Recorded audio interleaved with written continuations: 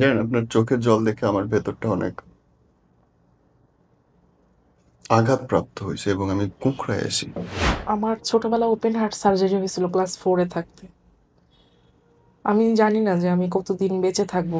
খুব সম্প্রতি আপনার বাবা মারা গেছে এবং মা চলে গেছেন বোধহয় ৭ মাস হইছে। এই গল্পগুলো তো কেউ জানে না। এই জীবনটা তো কেউ জানে না রে বোন। কেউ জানার চেষ্টাও করে না। মানুষ খালি বিভিন্ন অজুহাত খোঁজে মানুষের দোষ ধরার জন্য। কেউ তো ফেরেশতা না, মানুষ মাত্র হচ্ছে ভুল ত্রুটি হতে পারে, চাঁদেও কলঙ্ক আছে। আর সবচেয়ে বড় কথা হচ্ছে অনেক ডিপ্রেশনের মধ্যে আছি আমি। সকলের কাছে দোয়া চাই। অনেক সময় বাজারে গেলে পছন্দের কোনো খাবার পছন্দ হইলে অনেক সময় পকেটে টাকা থাকে না। আব্বুকে আগে যদি 2 টাকার চকলেটের কথা বলতাম সাথে সাথে সে ইনস্ট্যান্ট এনে দিত। এখন আমি কাকে বলবো, কে এনে দিবে? সে আমার অনেক কিউট লাগে তো, ওর লাগুক। চোখগুলো হাঁসের ডিমের মতো বড় বড় আর কি। দেখো জায়েদ বাবু, আমি এত কিছু জানি না, তুমি যদি মুরগিওয়ালাও হও তারপর তোমার হাতটা ধরে আমি একদম পাড়া যেতে চাই, আর কিছু চাই না। কত কত রাখা ছিল বুকে জমা, কত রাখা ছিল বুকে জমা, তোমাকে জানিয়ে দিলাম ও প্রিয়তমা। আমার না জানেন আব্বা somehow মনে হয় যে আপনি অনেক ফেক, আপনি অনেক নাটক করেন। এবং আপনার সবকিছু দেখে আমার মনে হয় যে আপনার লুক, আপনার কথা বলা সব দেখে মনে হয় যে আপনি জেনে শুনে একটা নাটক করে বেড়াইতেছেন। মানুষ মঞ্চে নাটক করে, টেলিভিশনের সামনে নাটক করে, আপনি অনলাইন সাংবাদিকদের সামনে নাটক করেন। কখনোই না, প্রশ্নই আসে না। আমি আমার জায়েদ বাবুটাকে মন থেকে মানে ওর ভক্ত হিসেবে ওকে ভালোবাসি এবং ভালোবেসে যাব। আমাকে যদি ক্যামেরা না ধরে আমি আউট অফ ক্যামেরা তো সারাদিন খালি এখানে রাখি, খালি এখানে সবসময় হৃদয়ের মাঝে আছে। তারপর এই যে আমি যদি নাটক করে থাকি তাহলে এই জিনিসটা কি, এটা মন থেকে কি আসে নাই? এটা তো প্রিন্ট ল্যাব থেকে আসে, যাই তো মন হোক, থেকে তো আসে না। এটা যাই প্রিন্টে হোক, দিছেন, ছবি করে দিছেন। কত ছবি তো ছিল, ও কি হুম। সুন্দর এখানে মাওলানা নুরানি লুকস লাগতেছে, কত আদর লাগতেছে। তা আমি এটা পাসপোর্ট সাইজের ছবি করে ফেললাম, সারাদিন যেন খালি নয়ন ভরে দেখি। মানে আপনার এইগুলো আমার কাছে অনেক ফেক লাগে। আমার মনে হয় যে আপনি অ্যাটেনশন নেওয়ার জন্য করতেছেন। কখনোই না, আসলে অ্যাটেনশন সিকার লাগে আমার। এক একজনের আসলে মেন্টালিটি এক এক রকম, যে যেভাবে ভাবে। আই ডোন্ট কেয়ার, আমি জায়েদ বাবুর ভক্ত আছি এবং ভক্ত থেকেই যাবো ইনশাল্লাহ। ওর শেষ বয়সে আমি ওর আয়া হিসাবে ওকে টেক কেয়ার করতে চাই। যদি ও আমাকে ডাক দিয়ে শেষ বয়সে না পায় তাহলে কিন্তু আমাকে যেন ঝাঁটা পিটা করে যেন আমাকে এলাকা থেকে বের করে দেয়, আমি আর কি বলবো। আমি কেন কথাটা বলতেছি লিরা আপা, আপনি রাগ করেন না। দেখেন এখন কি হয়েছে যে কেউ সমালোচিত হইতে পারলে ক্যাম্পেইন গুলোতে তারে ডাকে। আপনি আলোচিত সমালোচিত, মানুষ সবসময় আপনার দেখতে চায়, আপনার কাণ্ড কারখানা দেখতে চায়। এবং সামহাও আমার আমার খুব অবাক লাগে অনেস্টলি, কারণ আপনাকে দেখে মনে হয় যে আপনি সুস্থ, কিন্তু আপনার কাজকর্ম দেখে মনে হয় আপনি অসুস্থ। না, এটা একটা অসুস্থতা। মেয়ে লাফায় বেড়াইতেছে, উল্টায় ডিগবাজি খায় বেড়াইতেছে, এটা আপনার ছাড়া আমি আর কাউরে দেখি নাই দুনিয়াতে। এটা আমি কতটা তাকে পছন্দ করে, মানে আমি তাকে আইডল ভাবে, আমার আইডল আমার আমার আইডল লাফাইতেছে, ঘোড়ার মতো উল্টাইতেছে, আমি উল্টামো। হ্যাঁ অবশ্যই। কারণ আমি তাকে হচ্ছে মানে গরিবের সালমান খান মনে করি। এখন একটু হলো হলো হইছে না, মানে সালমান মানে মানে জমজ হয়ে গেছে একবারে। একটা হচ্ছে ইন্ডিয়া আর একটা হচ্ছে আমাদের আল্লাহর বরিশালে দিছে আর কি, পিরোজপুরা মনু। I love you. মানে একটা গান গেতেছে মানে বিড়ি টোনের, মানে বিড়ি সং আছে না জাহিদ বাবুর, ওইটার টোনে মানে হচ্ছে ওরা আচ্ছা, মানে জায়েদ বাবু কেন? আদর করে ভালোবেসে। বাবুরা তো দুধ খায়, সে তো আর না না, অনেকে বলে না ওই যে রিলেশন করার সময় জান বাবু সোনা পাখি। তো আমি ওকে ভালোবেসে আর কি, মানে ভক্ত হিসেবে তো এই জন্য আদর করে জায়েদ বাবু ডাকি। আর যে এখন যারে এক না বাবু। না, এখন কিন্তু দেখেন লুকসটা কিন্তু পুরো কিশোর কিশোর হয়েছে। হুম। মানে 13-14 বছর একটা পিচ্চি ছেলের মতো লাগতেছে মানে দিন কারে? দিন জায়েদ বাবুকে। আমার তো পাড়া পাড়া লাগে কেউ মোটা হইলে। না না না, যা, ও মোটা হওয়া একটু গুলুগুলু হতে মাসালাম না, মোটা না। জায়েদ ভাইটা সুন্দর লাগে মোটা হইলে, কিন্তু না না না, অন্য ওকে মানুষ। নজর দেওয়া যাবে না, আমার পুরো শুকায় গেল, আমার নিজেরই খারাপ লাগবে। থাক, এখন আমি দোয়া করি যে আরো গুলো হোক, আরো কিউট হোক, আরো গ্লো হোক। আদর লাগে অনেক, দেখছেন? কি আজীব লাগে লীরা আপা, জানেন আপনার কথাবার্তা কাজকর্ম আমার খুব আজীব লাগে। এই যে দেখেন এখানে পুরো সবুজ অ্যাপেলের মতো লাগতেছে, green apple Zahid green apple, বাবুটাকে। হ্যাঁ। এইটা তারপর কিন্তু সত্যি, জায়েদ ভাইয়ের স্কিন এবং ফিগার খুবই হ্যাঁ, সুন্দর। আর এখানে তাকে মনে হচ্ছে যে একটা মানে কি বলবো একবারে কি বলেন? হোয়াইট অ্যাঞ্জেল, মানে বেটা অ্যাঞ্জেল, ছেলে অ্যাঞ্জেল আর কি। তো যাই হোক, ক্যাপশন হচ্ছে জায়েদ ভাই দা বেটা অ্যাঞ্জেল। এখানে দেখেন ওকে আমি ভালোবেসে, আমি ভক্ত হিসেবে এই এই যে সেই বালিশ না? হ্যাঁ, লক্ষ কোটি তরুণীর ক্রাশ, বুঝছেন? মেয়েদের ঘুম হারাম হয়ে গেছে কেন? ভাই। ভূতের ভয়? না না না, জায়েদ বাবু এত কিউট কেন সেই টেনশনে। আচ্ছা। আর এখানে হচ্ছে লটস অফ নারীরা আর কি, এই যে বলছি না লক্ষ কোটি তরুণীর ক্রাশ, মানে পিছনে আমার চারটা নারী। আমার পিছনে আমার 3টা সতীন বসে আছে আর কি। আচ্ছা, এটা কি ধরনের ছবি তুললো ভাইয়া? আচ্ছা যাই হোক, আর এখানে তো মার্শাল্লাহ একদম সালমান খানের মানে ক্লোন লাগতেছে একটা। এই যে কোথায়? এই ছবিটাতে কোন সালমান খান? ওই যে বলিউডের সালমান খানের মতো একটা মানে নায়ক সালমান খানের মতো ক্লোন লাগতেছে, সেম টু সেম। একটা হচ্ছে পিরোজ পুরা, সালমান খানের চেয়ে জায়েদ খান সুন্দর, এটা কোনো সন্দেহ নেই। দুইজনই same to same carbon copy. আচ্ছা, এই এই থিমটা আপনার মাথায় ঢুকলো কেমনে যে আমি জায়েদকে নিয়ে পাগলামি করবো? সেটা কোনো কথা হলো? ওকে আমার আদর লাগছে, ভালোবাসি, পছন্দ করি ভক্ত হিসেবে। ওই আর অনেকগুলো বিসমিল্লাহ। সিনেমাও দেখছি, আচ্ছা, এত ধৈর্য আপনার? আমি অনেকগুলো মুভিও দেখছি। কোনটা দেখছেন? আমি দেখছি অন্তর্জালা, ওই যে লাস্টের যে মানে মাঝখানে একটা মানে স্টোরি হয়েছে যে পরিমণিকে মেরে ফেলছে। হুম মানে পরিমণি হিন্দু ছিল আর ও হচ্ছে সাইকো হয়ে পাগল হয়ে ঘুরতেছে। হুম। ওর চেহারাটা দেখে আমার মায়া লাগছে, মনে হচ্ছে হারো ওর জন্য আমি একটু ভাত তরকারি নিয়ে যাই। ওই রাস্তায় রাস্তায় ঘুরতেছে, বুঝছেন, মানে আমার খুব মায়া লাগছে মানে মুভিটা দেখে। মানে খুব কষ্ট পাইছি ওইটা দেখে, আমার আসলে অন্তরটা জ্বলে গেছে সত্যি। আমি মানে বিগেস্ট ফ্যান হয়ে গেছি। তারপর আরেকটা মানে দেখছিলাম, অন্তর্জালা দেখে আপনি চলে গেছেন? হ্যাঁ আরেকটা দেখছি আত্মগোপন, মানে হচ্ছে এখানে আবুল হায়াত স্যার ছিল ওর হবু শ্বশুর আর কি ক্যারেক্টারটা। হ্যাঁ। তো ও ওটাকে মানে আবুল হায়াত স্যারকে গাড়ি চাপা দিয়ে মেরে ফেলছিল শ্বশুরকে। হুম। শ্বশুরের ছবি দেখে সে খুব মানে গিল্টি ফিল করছে, এটা দেখে না আমি পাগল হয়ে গেছি। আচ্ছা, আপনি এই যে ধরেন যে জায়েদ পাগল, প্রথম বোধহয় এই বালিশটা নিয়েই জায়েদ ভাই একটা ইন্টারভিউতে বলছিল যে বালিশ নিয়ে ঘুমায়, হ্যাঁ, এবং তারপর থেকে ইটস বিকেম ভাইরাল। সো এই যে লিপস্টিকের দাগ আছে এর সাথে, ওকে। তো ওটার উপর দিয়ে অনেক ঝড় বাদল যায়, রেমেল যায়, ঘূর্ণিঝড়, মানে খালি রাখি বুকে আর খালি চুমু দেই। চিপায় চিপায়। যাই হোক, আবার আমার প্রিয় মানুষ আমার, ওই যে আসিফ হুজুরের একটা ডায়লগ ছিল, কি? একজন জায়েদ খানকে দেখে যদি আমি শান্তি পাই, দ্যাটস এনাফ ফর মি। ওটা হচ্ছে মানে তার প্রিয় মানুষের কথা বলছে, এখন আমি এটাকে মানে একটু মোটিভেট ওকে করে বলছি আর কি, ওকে, কথা। ওই যে লিপস্টিক হুজুর। হ্যাঁ, ওকে। আচ্ছা, এই বালিশের আইডিয়াটা আপনার কিভাবে ঢুকে? এইটাই তো আর এই ভাইরাসের মূল কারণ। শোনেন, আইডিয়া না, আমার কথা হচ্ছে ও আমার চোখে চোখে সারাদিন থাকবে। তারপর ওকে নিয়ে মনে হবে যে না আমরা নদীর পাড়ে আছি। খুব সম্প্রতি আপনার বাবা মারা গেছে, 2010-এ ফেব্রুয়ারি 7 তারিখ। এবং মা চলে গেছে বোধহয় 7 মাস হয়েছে। 8-9 মাস হচ্ছে। 8-9 মাস হয়েছে। গার্ডিয়ান হারাইছেন আপনি, ইকোনমিক্যাল টানাপোড়েনের ভেতর দিয়ে যায়। এই এই গল্পগুলো তো কেউ জানে না, এই জীবনটা তো কেউ জানে না রে বোন। কেউ জানার চেষ্টাও করে না। খায়ে আছেন না খেয়ে আছেন, বাসা ভাড়া দিচ্ছেন না দিচ্ছেন। মানুষ খালি বিভিন্ন অজুহাত খোঁজে মানুষের দোষ ধরার জন্য। কেউ তো ফেরেশতা না, মানুষ মাত্র হচ্ছে ভুল ত্রুটি হতে পারে, চাঁদেও কলঙ্ক আছে, সেটা বিষয় না। আর সবচেয়ে বড় কথা হচ্ছে অনেক ডিপ্রেশনের মধ্যে আছি আমি। সকলের কাছে দোয়া চাই আমি যেন মানে ডিপ্রেশনটা কাটিয়ে ফুরফুরা মুডে এবং হৃদয় মুডে যেন আমি বেশ কিছু মিডিয়ার কাজকর্ম কন্টেন্ট যেন সবাইকে উপহার দিতে পারি। তো আমার হচ্ছে এই যে এত বাজে সময়ের মধ্যে দিয়ে যাচ্ছে, নো ওয়ান হেল্পস ইউ। কাছের লোক কেউ হেল্প করে না। এখন হয়তো বা রেয়ার 2-4 জন আছে দেখে আল্লাহর রহমতে টিকে আছি, কিন্তু যে সেই পরিমাণ যে হেল্প মানে দেখা গেছে যে একটু হাতটা রেফার বাড়িয়ে করা। দেওয়া, হ্যাঁ একটু সাপোর্টটা দেওয়া, ওই জিনিসটা না নাই। অনেক সময় অনেকে ফোনও রিসিভ করে না, ফোনটা কেটে দেয়, তখন কিন্তু খুবই আঘাত লাগে। আমি কারোর নাম মেনশন করছি না, কিন্তু দেখা গেছে তারা কাছের ভাই বাদার বা আপুরা ছিল বা মুরব্বি টাইপসের খালামারা ছিল, একসাথে কাজ করেছি, সম্পর্ক নষ্ট করে ফেলায়। কেউ কারোর সামনের দিকে এগিয়ে যাওয়াটা দেখতে পারে না।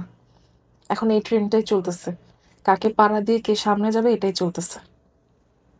জানেন, আপনার চোখের জল দেখে আমার ভেতরটা অনেক আঘাতপ্রাপ্ত হয়েছে এবং আমি কুঁকড়ায় আছি। কারণ যেই মানুষটাকে হাসতে দেখি ওই মানুষটার ভেতরে যে এত কষ্ট। আমার ছোটবেলা ওপেন হার্ট সার্জারি হয়েছিল ক্লাস 4-এ থাকতে। আমি জানি না যে আমি কতদিন বেঁচে থাকবো, সবই আল্লাহর ইচ্ছা। তারপরে যে আমি এভাবে চলতেছি, আমার মানে আছে না যে আমি কেন টপ জায়গায় যাই না, আমি কেন লাইমলাইটে আসতে পারি না, আমি কেন মিডিয়ার ভালো ভালো কাজের মাধ্যমে আমি কেন প্রকৃত শিল্পী হতে পারি না, এটা নিয়ে আমার কোনো আফসোস নেই, কারণ আমি তো একটা ক্লাস 4 বছর বয়সে আপনার, ক্লাস 4 আপনার ওপেন হার্ট সার্জারি হয়েছে? হ্যাঁ হ্যাঁ ও হ্যাঁ, মাই গড। অনেক প্রেশার গেছে লাইফের উপর দিয়ে আর কি। ও মাই গড। তারপর আল্লাহ রাখছে। কে আছে এখন আর ফ্যামিলিতে? এখন হচ্ছে আমার মামি মামা আছে, ওরা খুব কেয়ার করে, আদর না, করে। আপন বলতে আর কেউ নেই দুনিয়ায়? ভাই একটা আছে, থেকেও নেই, সে অনেক জানোয়ার, তার কথা নাই বলি। প্রত্যেকটা মানুষের লাইফে একটা ভিলেন থাকলে না লাইফটা হেল হয়ে যায়। এতটুকু কি বললাম, আর কিছু বলতে চাই না। মা বাবা নাই, নিজের একটা গার্ডিয়ান নাই, দেখার কেউ নাই। এখন আমি মনে করি যে বর্তমানে গার্ডিয়ান বলতে আল্লাহই আছে, যার কেউ নাই তার আল্লাহ আছে, কারণ নবীজিকেও তো আল্লাহ এতিম বানিয়েছিল, তাই না? ওইটাই মনে করি। ও মাই গড।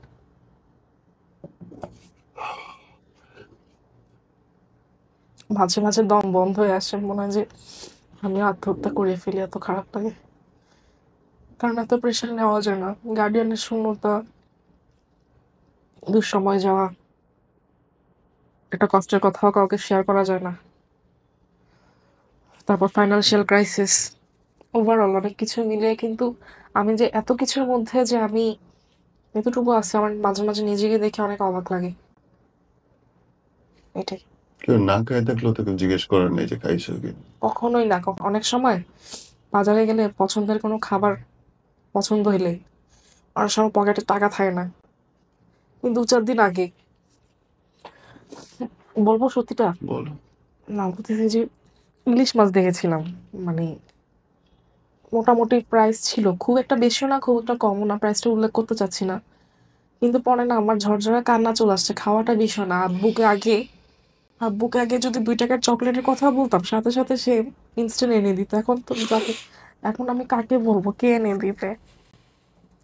এই সময়গুলো আমার হয়তোবা থাকবে না, কিন্তু এগুলাতে আমি খুবই মানে মানসিকভাবে খুব প্যারা খাচ্ছি, কষ্ট পাচ্ছি। এটাই। আই নো ইট। আপনারা দর্শকরা সবাই দোয়া করবেন আমার যেন এই দুঃসময়টা কেটে যায়, আমি যেন ভালো জায়গায় যেতে পারি, যেন অ্যাটলিস্ট সচ্ছল লাইফ লিড করতে পারি। আমার এতটুকুই চাওয়া, এর বেশি কিছু না। আর আমি যেন কেউ যেন আমাকে বুলিং না করে, আমি যেন এই শিকারটা না হয়। অনেক সময় আমি জায়েদ খানের কিন্তু আমি ডাই হার্ট ফ্যান, আমি কিন্তু মন থেকে ওর ভক্ত।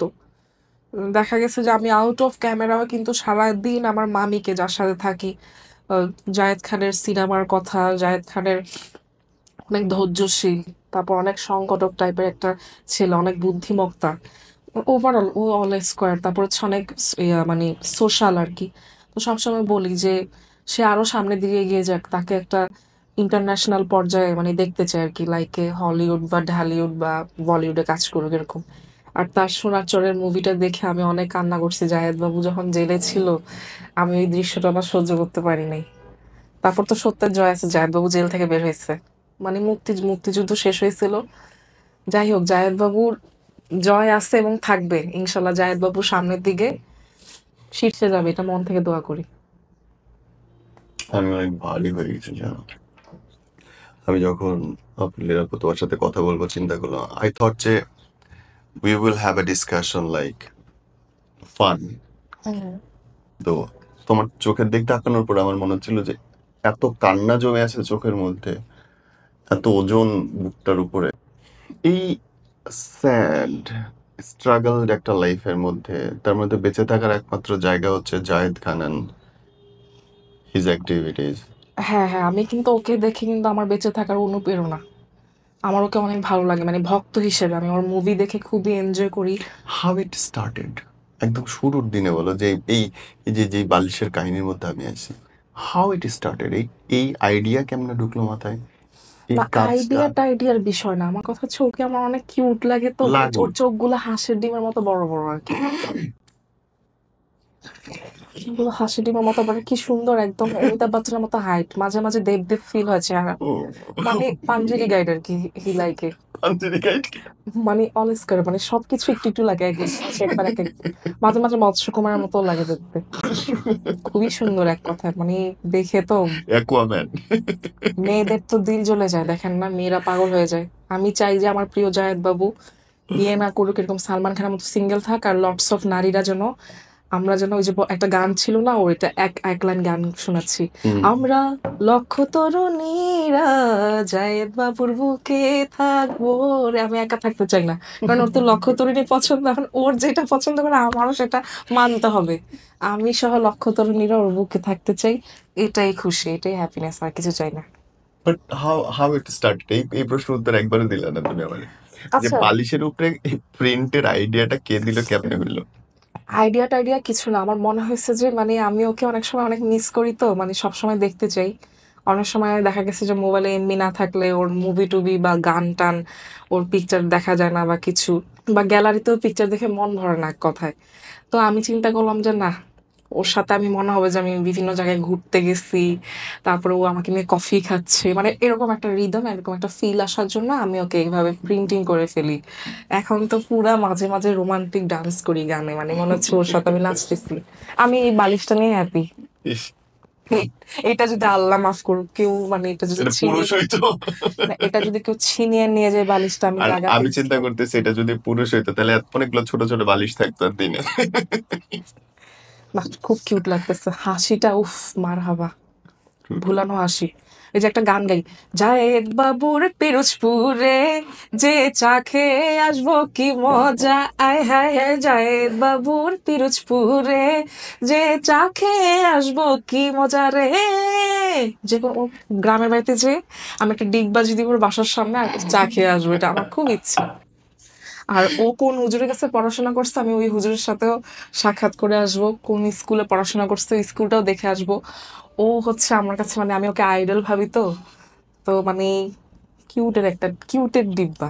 ওই যে শাহরুখ খান সালমান খানের বাসায় যেমন ভক্তরা মানে বাসার সামনে ভিড় জমায়, আমি ওর বাসায় যাবো গা, ওর গ্রামের বাড়িতে যাবো গা। পাগল হয়ে যাবো। আপা, বিডি গানের অনেক দেখলাম তোমার, বিডি গান ও গাইতে। আচ্ছা আচ্ছা আচ্ছা, হ্যাঁ হ্যাঁ উফ, হ্যাঁ। তাপস ভাই পারেও বটে, যা একখান গান বানাইছে, গাও। আচ্ছা, এইটা হচ্ছে জায়েদ বাবুর রোলেক্সটা। বাহ। রোলেক্স কিন্তু ভেঙে গেছে, নাচতে নাচতে পড়ে হতা গেছে, है होता है। ডিগবাজি দিছে যে ভেঙে গেছে। হ্যাঁ, আজ রোলেক্স নাই বলে।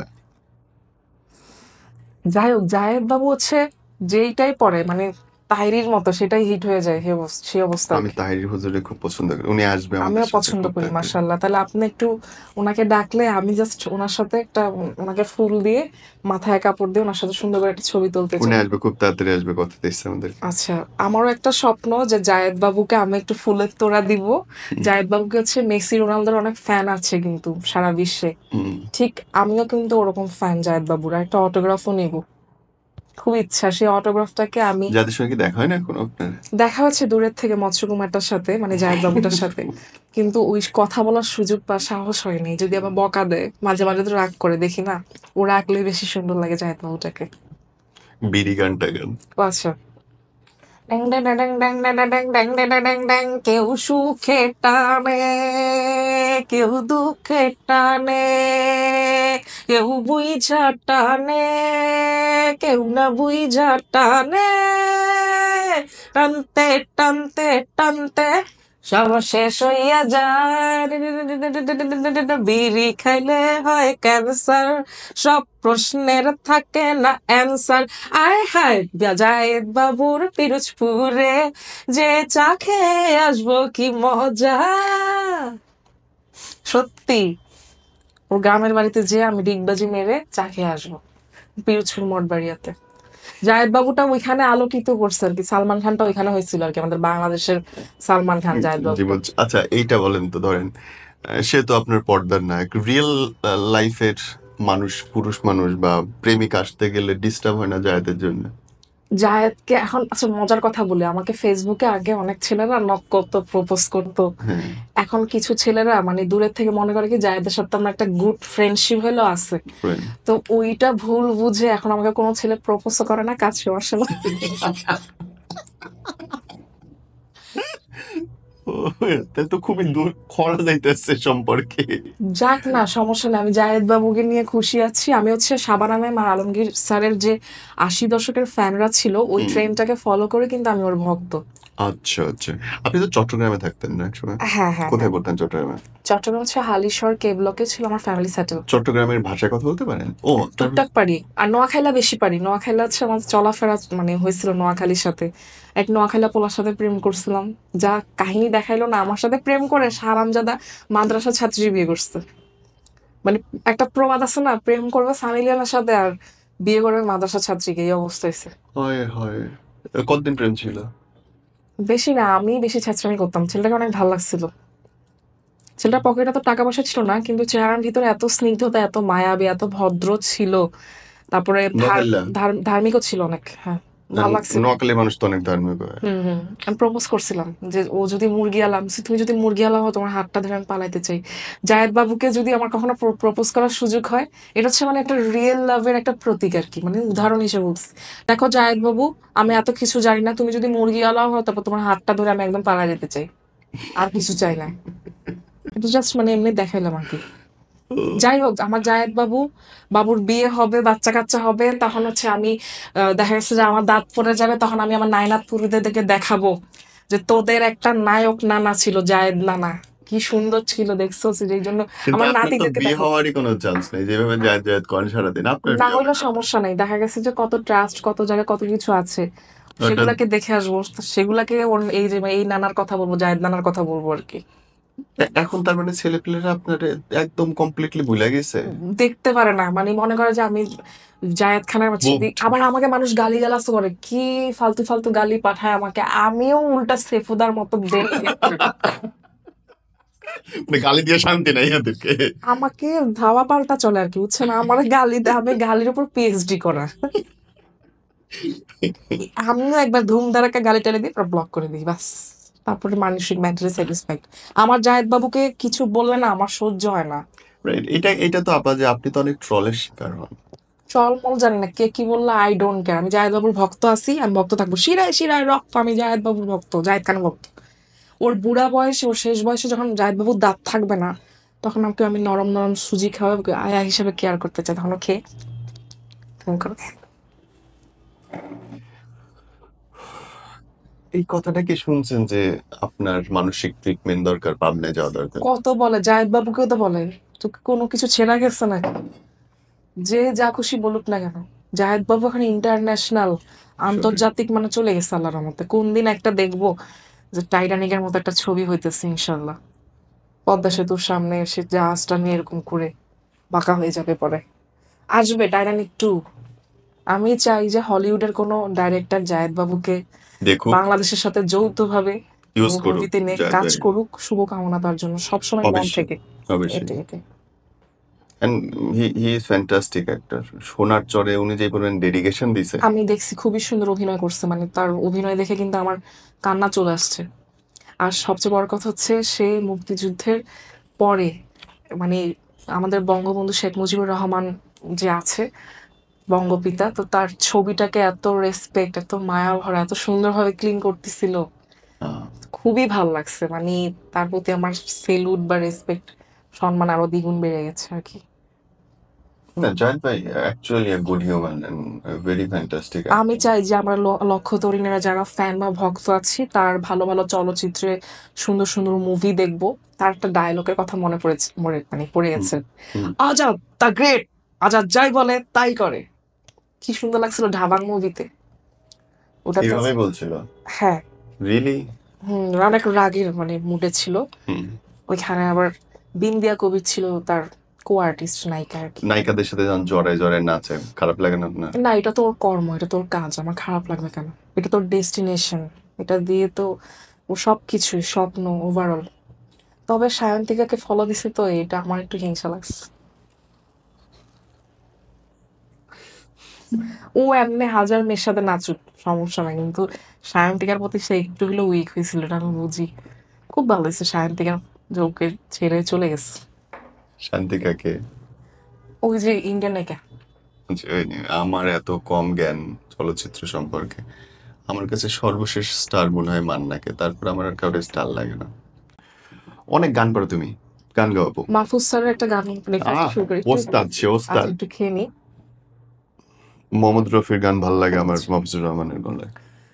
ঘুমাতে পারি না সারা তোরে, বুকের ভেতরটা হাহার করে, আদর দিয়ে যে ঘুম পাড়াতো সে তো গেছে চলে, আদর দিয়ে যে ঘুম পাড়াতো সে তো গেছে চলে, এখনো তোমায় নিয়ে গল্প লিখি, চোখের কোণের রোনা চলে, সুখ পাখি রে আয় ফিরে আয়, সুখ পাখি আয় ফিরে আয়, Eating at time, choosing a burden, packets of pot, packing is sadder.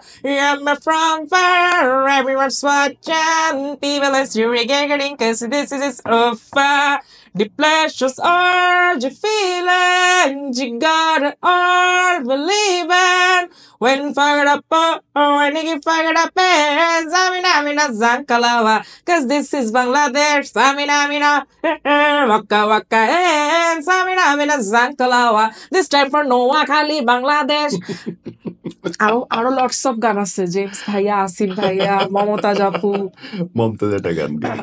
আচ্ছা, আমি তো বালাইয়া পাংখা হইল মন, এ মনের পাংখা ঘরে না তো খোঁজে বেড়ায় বন, বনেতে ঘুরে ঘুরে আমার এই অন্তরে প্রেমের আকাঙ্ক্ষা ও পাংখা পাংখা হইল মন, এ মনের পাংখা ঘরে না তো খোঁজে বেড়ায় বন, সন্ন্যাসী হইয়া আমি পাংখার মতো ঘুরি, আমি মিঠা মিশা কইয়া মুখে মারলাম এসে ছুরি, যদি পোষা যোগ্য আর সুন্দর লাগবে গো, বলো বলো আরো বলো লাগেছে মন্দ না, জীবনের এই স্বপ্ন সত্যি যেন পাগলা বাতারে মাটির পিদিমে নিবু করে, পাগলা বাতারে মাটির পিদিমে নিবু করে,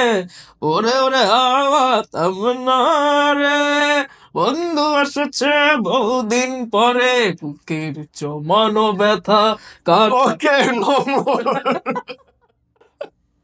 আমরা শেষ করতে চাই এখানটায়। থ্যাংক ইউ আপা, আর নিতে পারছি না। আরো অনেকগুলা ছিল, রানু মন্ডল আপু, তারপর আছে হিরো আলম ভাইয়া, হিরো আলম স্যারের একটা গান হয়ে যায়, ডক্টর হিরো আলম স্যার, হ্যাঁ গান। আচ্ছা, যত কথা রাখা ছিল বুকে জমা, যত কথা রাখা ছিল বুকে জমা, তোমাকে জানিয়ে দিলাম ও প্রিয়তমা, তোমাকে জানিয়ে দিলাম ও প্রিয়তমা, তুমি রাজা তোমাকে জানা, তোমাকে জানিয়ে দিলাম ও প্রিয়তমা, আলমের মাতা আল্লাহ আমারে উঠাই নাও তুমি। ভালোবাসতে পারবে না আলমের মাতা, আমি তোমাকে ভালোবাসতে না। এত ভালো নারী কমেডিয়ান নাই বাংলাদেশে। উফ, হাঁপাই গেছি বোন রে। রানু মন্ডল একটাও ছিল। ও, বাক্স খালি করো, হ্যাঁ করো। কাঁচা বাদাম আছে ভাজা বাদাম, আমার কাছে নাই গো বাবা ভাজা বাদাম, আমার কাছে নাই গো বাবু কাঁচা বাদাম, তেরে মেরে তেরে মেরে তেরে মেরি কাহানি। মাথা থেকে কি ও কোন বাইক করে পারতেছি না। রানু মন্ডল তো উগুনি মানে। আচ্ছা, আমি আতিফ আসলাম ভাইয়ার একটা গান গাইতে চাই। গাও, বাক্স খালি করে দাও আজকে। স্টপ না করলে হয়? আমার অবস্থা খারাপ। হ্যাঁ, গলাটা একটু ঠিক করো। অবশ্যই আমরা গ্রিন টি খাইতেছি ভাই, সেপুদার মতো আমরা মদ খাচ্ছি না। রাইট।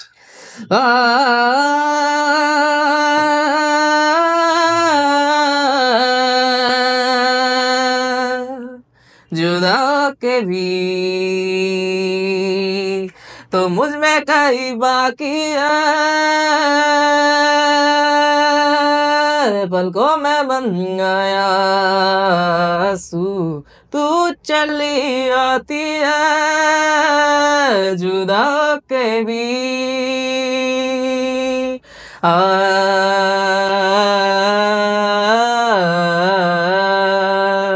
अब तो आदत सी है मुझको ऐसे जीने में। Thank you. এই জিনা হারাম হয়ে যাবে যদি এই গান মানুষ শুনে। লাস্টে ভাইয়া কি বলবে, মাথা এলোমেলো হয়ে যাবে ভাইয়ার। আমার কাম করতেছে না, ভাইয়া নিতে পারছে না, নিতে পারছি না, আমি ওজন বাইরে গেছে আমার। এটা হলো কথা। আপা থ্যাংক ইউ সো মাচ। আচ্ছা, it's really nice to have you. তোমার সাথে গল্প করে আমি বিনোদন পাইছি। আমারও অনেক অনেক সৌভাগ্য হয়েছে। নীরব ভাইয়া অনেক একটা পপুলার জনপ্রিয় মানুষ, তাকে আমি সামনে থেকে দেখার আমার সুযোগ হয়েছে স্টুডেন্ট বা স্কুল লাইফে। তার জন্য আমার স্কুলের বান্ধবীরা যে কত পাগল ছিল, মানে তা বলার বাহিরে। তো নীরব ভাইয়ার জন্য অবশ্যই সবসময় শুভকামনা রইল। Thank you. ওয়েলকাম। ইচ্ছে হলে সাবস্ক্রাইব করেন, ইচ্ছা না হলে না করেন। ভাই আমি অনেক ছোট লোক, মানে ছোট মানুষ, এত গুরুত্বপূর্ণ কিছু নাই চ্যানেলটা। Take care. আসসালামু আলাইকুম।